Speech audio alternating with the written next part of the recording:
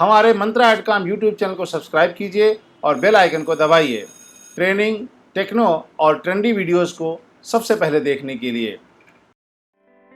Hello friend, welcome to tutor Mantra training. इस tutorial में हम आपको टाइमलाइन पर बेसिक एडिटिंग के बारे में बता रहे हैं कि बेसिक एडिटिंग के अंतर्गत क्या क्या कार्य किए जाते हैं।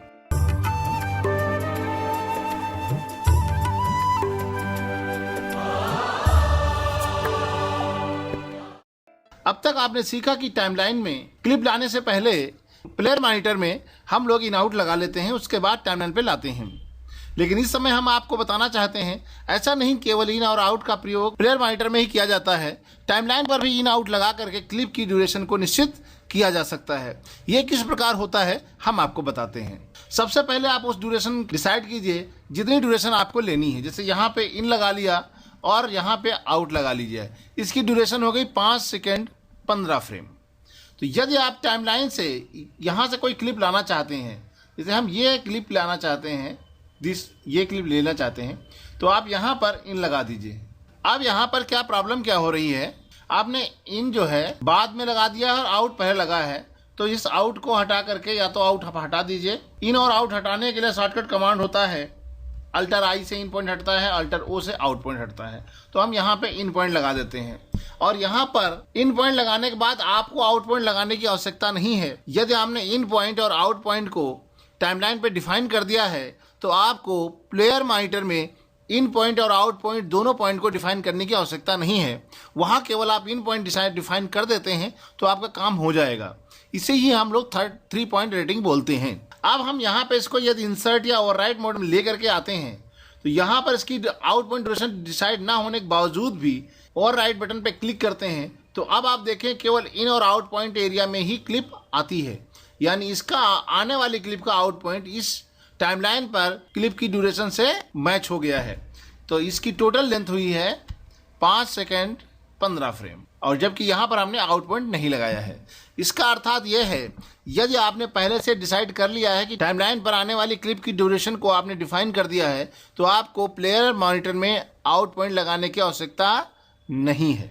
यदि आप माउस के द्वारा लेकर के आते हैं उस समय आपको जरूर प्लेयर मॉनिटर में इन और आउट लगाने की आवश्यकता पड़ेगी।